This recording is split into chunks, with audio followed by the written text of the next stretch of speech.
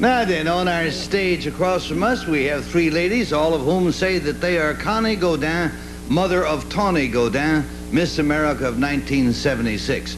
And I would like to interject at this point that at the top of the show, you at home did see a picture of, not a picture of, the real live Miss America 1976. Our panel has not seen her in person, and therefore no family resemblances can be noted. So let's start with Mr. Pittsburgh of 1933, Bill Cullen.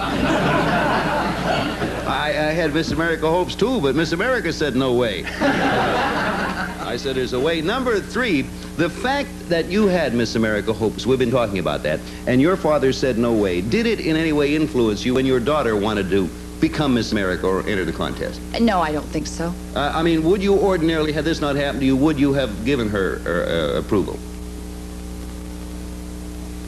Yes, I would have given her approval. What did your husband think, or what did Tawny's father think when she asked if she could enter the Miss America contest?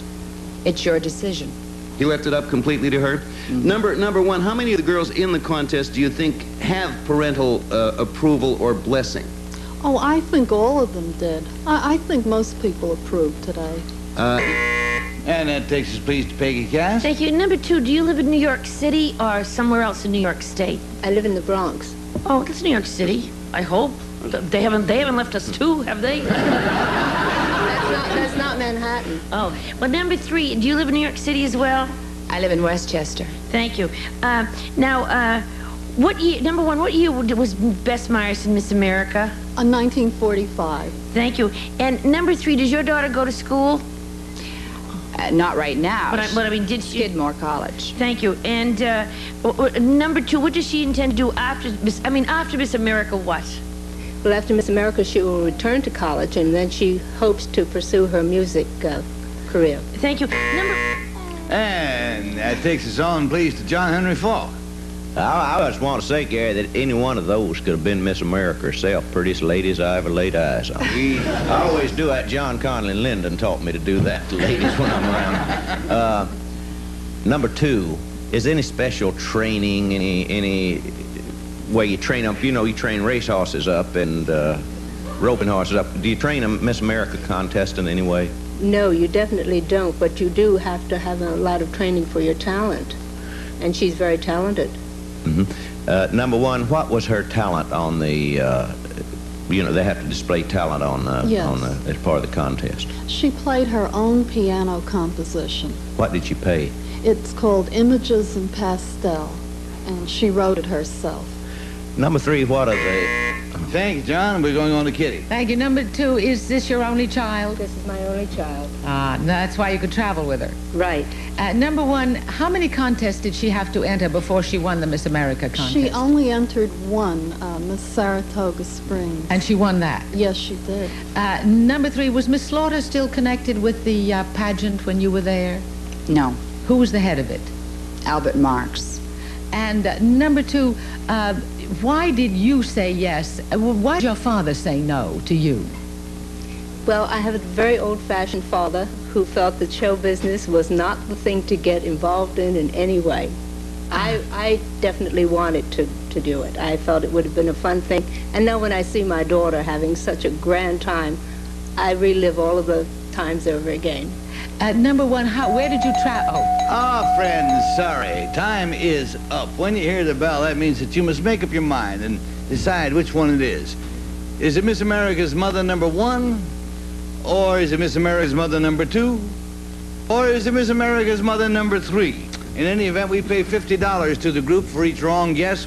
We pay them $500 if nobody comes up with the right lady.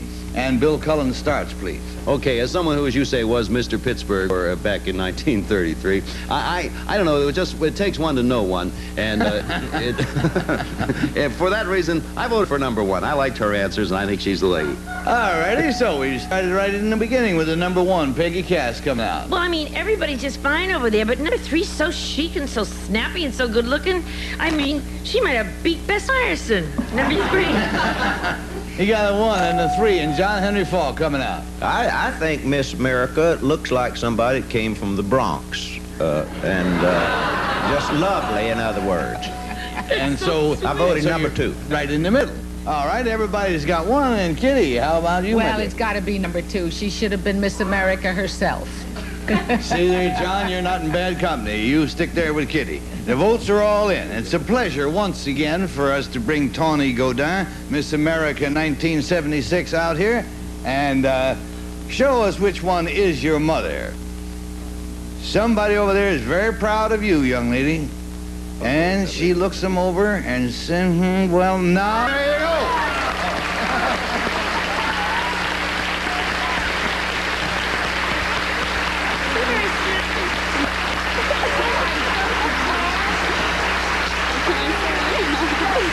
Good team.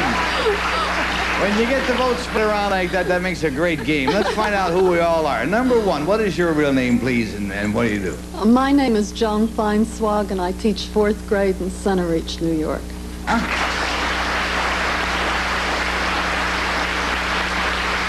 Number 2, can you tell me about you, please? Yes, I'm Dale Brooks, and I keep the home fires burning in Philadelphia.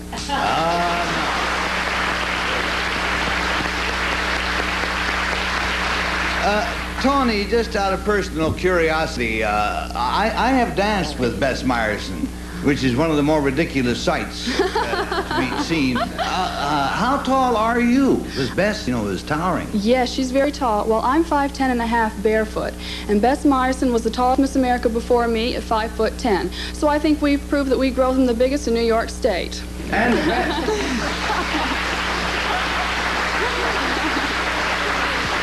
Thank you, Tawny. Thank you, Connie. Thank you, ladies, all, for being with us and gracing our stage on To Tell the Truth.